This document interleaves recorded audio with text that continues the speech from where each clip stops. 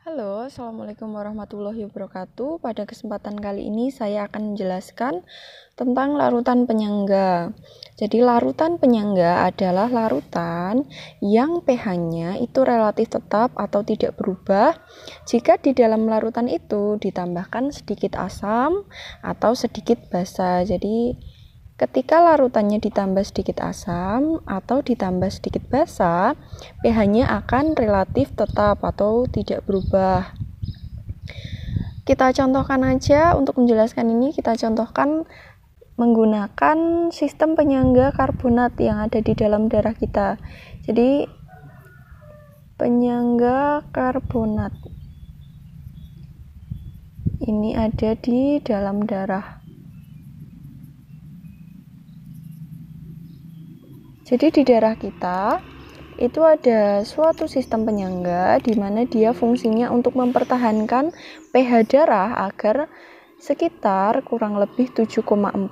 Jadi agar di dalam sistem darah kita itu kerjanya maksimal, pH darahnya harus sekitar 7,4. Yang berfungsi untuk mempertahankan pH darah sekitar 7,4 adalah penyangga karbonat, di mana penyangga karbonat ini adalah campuran dari H2CO3 dan HCO3-. Jadi kalau kamu perhatikan di sini, pasti dia adalah pasangan asam basa konjugasi. Jadi kita flashback ke materi yang asam basa menurut Bronsted-Lowry, di mana asam adalah pendonor proton, di mana basa adalah penerima proton. Jadi kalau gampangannya, saya itu ngafalinnya, dilihat aja, di situ ada H2CO3 dan HCO3-. Yang asam yang mana? Yang asam adalah yang H-nya lebih banyak. Jadi kalau H plusnya lebih banyak, itu pasti dia asam. Karena di sini yang H plusnya lebih banyak H2CO3, berarti si asamnya itu si H2CO3-nya. Terus berarti satunya ini basa konjugasinya atau pasangan basanya. Jadi larutan penyangga di sini adalah H2CO3 dan HCO3-. Kemudian dia pH-nya relatif tetap pada penambahan sedikit asam dan sedikit basa. Jadi kalau ada H2CO3 dan HCO3-, ada campuran ini di dalam darah, dia berfungsi untuk mempertahankan pH jika di dalam darah ini ketambahan sedikit asam atau ketambahan sedikit basa. Jadi kalau misalkan pasangan asam basa konjugasi ini ditambahkan sedikit asam, jadi ditambahkan sedikit asam itu ditambah H plus ya, jadi ada H plus, kira-kira yang bereaksi dengan H plus itu H2CO3 atau HCO3-. Jadi yang bereaksi dengan H plus itu adalah HCO3-. Jadi dia si HCO3- akan bereaksi dengan H plus, nanti dia membentuk H2CO3. Kenapa kok yang bereaksi HCO3- bukan H2CO3? Gampangannya kalau H plusnya ketemu sama H2CO3 nanti jadi H3CO3 plus. Itu jarang sekali ya, nggak ada kayaknya, belum pernah diketahui. Jadi pastinya kalau ada H plus itu masuknya ketemunya sama basa. Jadi H plus nanti ketemu sama basa, bertemu sama HCO3- membentuk H2CO3. Jadi di dalam darah ketika ketambahan asam, jadi asam masuk ke dalam darah, maka pH-nya akan dipertahankan dengan si asamnya itu, si H plusnya itu bereaksi sama HCO3- membentuk H2CO3. Lalu H2CO3 ini kan nanti konsentrasinya jadi banyak. Jadi kamu ibaratin di darah itu ada komposisi H2CO3 dan HCO3 yang tetap, kemudian ketambahan H plus, HCO3-nya kan bereaksi sama H plus, sehingga H2CO3-nya ini lebih banyak. Agar konsentrasinya tetap pada komposisi semula, maka H2CO3 ini akan terurai.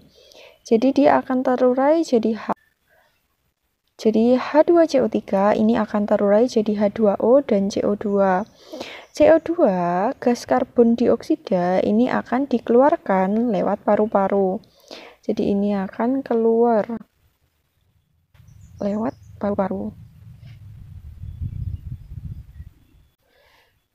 Agar komposisinya tetap ya, komposisinya seperti komposisi semula. Perbandingan konsentrasinya berapa toh?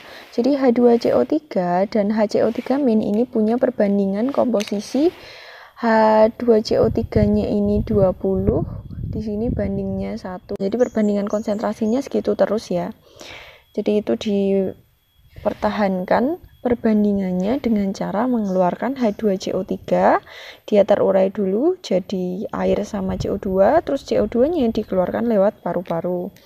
Kemudian kalau misalkan dia di dalam darah itu ketambahan basa, berarti ketambahan OH-, maka yang bereaksi itu si asamnya. Jadi kalau ada basa yang bereaksi si asamnya, kalau ada asam yang bereaksi si basanya. Berarti ini dia ketambahan H2CO3.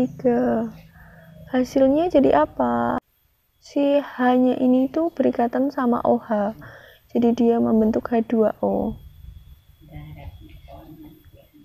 H2O berarti hanya hilang pindah ke sini, tinggal satu ya hanya jadi HCO3-. Jadi ini reaksinya bolak-balik. Jadi kalau ada H+, dia bereaksi sama HCO3- membentuk H2CO3.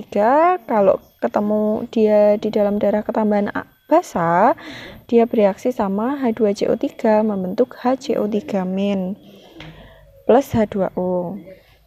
Kemudian untuk mempertahankan konsentrasinya itu pada perbandingan 20:1, maka H2CO3-nya ini yang ditambahi. Jadi kan H2CO3 ini kan tadi bereaksi sama OH-, jadi H2CO3-nya akan berkurang karena sudah bereaksi dengan OH-. Agar tetap konsentrasinya perbandingannya 20:1, maka H2CO3 ini diambil dari paru-paru. Jadi paru-paru itu kan ada CO2-nya. Jadi CO2 dari paru-paru itu akan bereaksi sama air, nanti membentuk H2CO3, sehingga kebutuhan H2CO3 diambil dari paru-paru agar konsentrasinya tetap. Kalau yang ini hasil H2CO3 yang banyak itu akan dikeluarkan lewat paru-paru. Jadi kamu ingat-ingat aja, yang penting di sini adalah kalau ketambahan H+ dia bereaksi sama yang mana. Jadi kalau ketambahan H+ dia akan bereaksi dengan basa. Jadi kalau ketambahan asam akan bereaksi sama basa, dinetralisir dengan basa. Kalau dia ketambahan basa, maka akan dinetralisir dengan si asamnya. Jadi ini penting untuk perhitungan pada larutan penyangga di materi-materi selanjutnya setelah ini.